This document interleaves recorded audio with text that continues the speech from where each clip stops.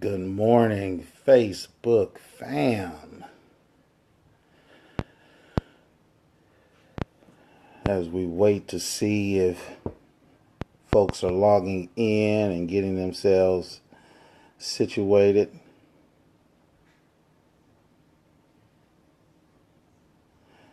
we want to build up on what we're doing here. So, just want to welcome those.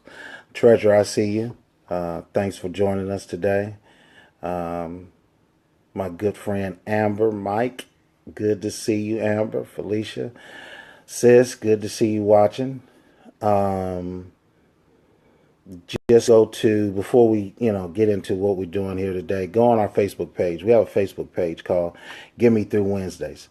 So if you could like us, share it. If you click on the watch video on the right hand side of the page, you'll go to our YouTube page. So we have a YouTube page that we have other videos and things of that sort. So I do want to thank you lovely ladies for joining us this morning. Hey Treasure, good to see you. Good morning, Amber. Hope all is well with you. Sister Felicia as well. I see my boy Prentice Penning, one of the greatest executive producers in Hollywood, joined us today. So I want to encourage you guys to go to our Facebook page, like us, share it, click on watch video, share this stuff with your friends and your family. When you go to our Facebook page, just click on the upper right hand side of the page to get to our YouTube page, and that'll take you to other videos that we have. Another Get Me Through Wednesday. Get Me Through Wednesday has kind of taken on a life of its own. But I'm excited for it. I'm excited to see where it goes in the coming year, in the next couple of months. Today I wanted to deal with something that I've been dealing with all week with some of you know I teach Bible class for LA Christian School, which is a school that's connected to World Impact. World Impact, I've been working with them for the last couple of years in different capacity as an associate, and now teaching at the school as a Bible teacher. And this week I've been dealing with my young folks with a character out of the Bible known as Gideon.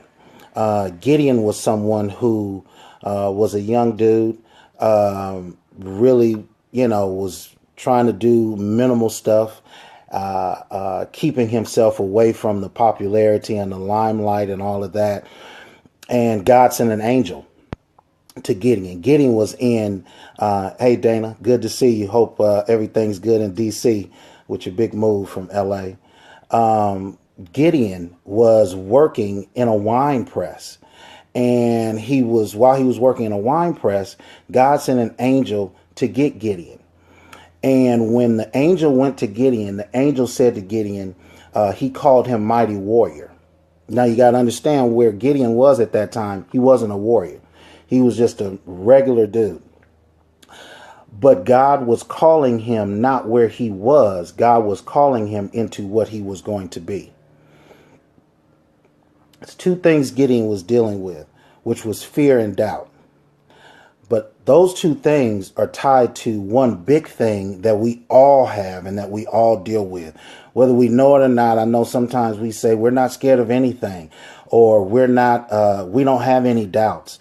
The thing that we do have that I want to speak to today is self-esteem. Just like Gideon's big thing was his self-esteem. He did not think that he could go in and defeat the enemy that was posing a threat to him and to his kind. But God was calling him into something that was greater than what he could see in himself. He did not have the self-esteem to see that he could battle the enemy and fight this big, quote unquote, giant that God was placing him before.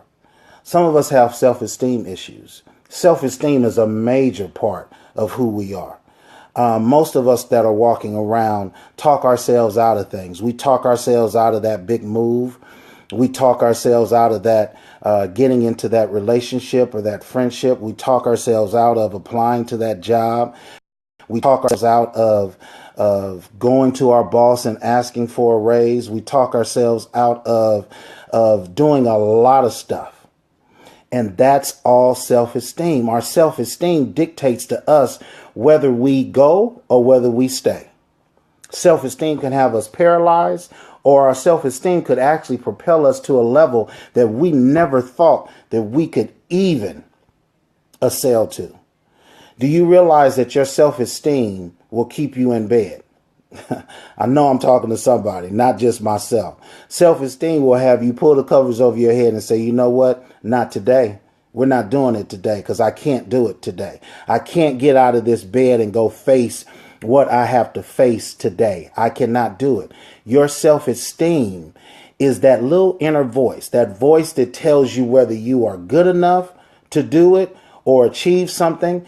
But your self-esteem is about how we value ourselves, our perceptions and our beliefs and who we are, what we are capable of. Our self-esteem can be totally misaligned with other people's perception. Hey, Che, good to see you on. Self-esteem is very important. Our self-esteem is what allows for us to go further than we think we can. So I'm working with my young people because most of my young people have self-esteem issues. Nobody ever has told them that they were good enough. No one's ever told them that they could achieve what they want to achieve.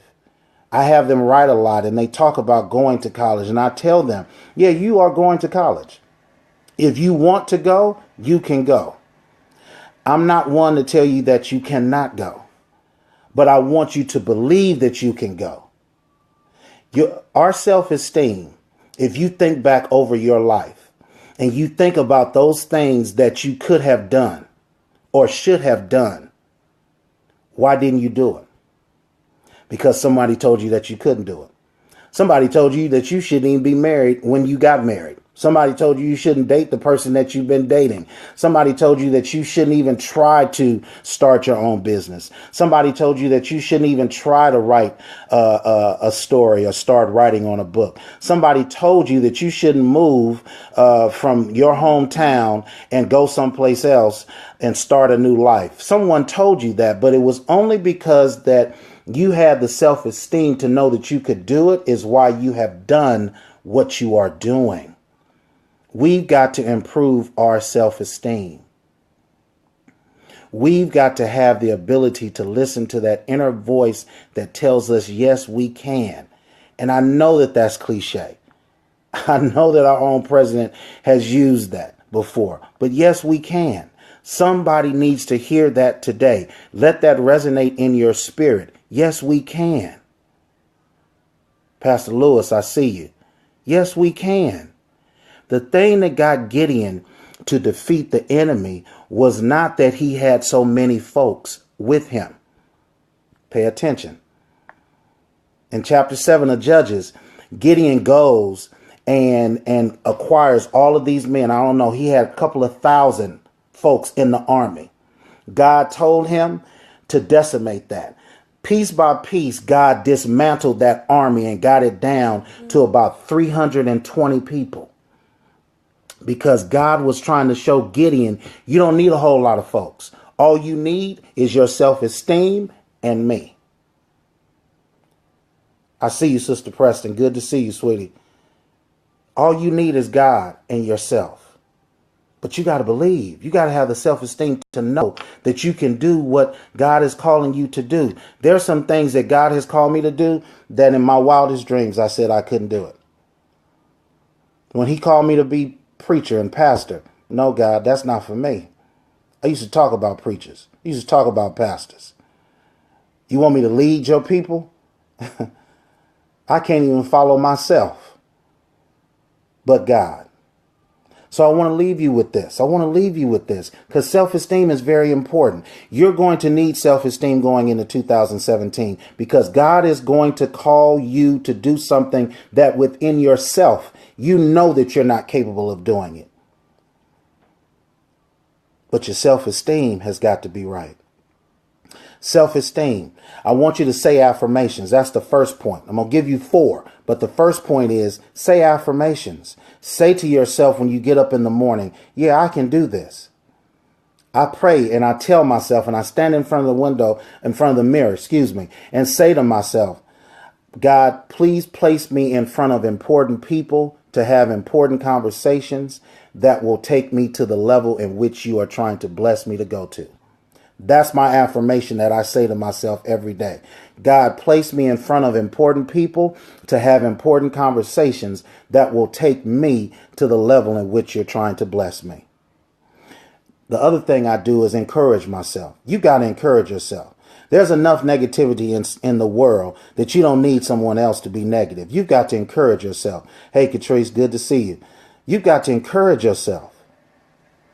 Encouragement of self is what heals some folks from cancer, that heals some folks from having a simple headache. Encourage yourself. Say that you can do it. Because if you don't believe in yourself, why are you allowing somebody else to believe in you or to speak into you? If you can't speak into yourself, why do you expect somebody else to be able to speak into you? Hey, Brittany, I see you. Asia, good to see you. I miss you. The other thing I want you to do is leave room for improvement. Leave room for improvement. You are not your best self today, and that's okay. Don't worry about it.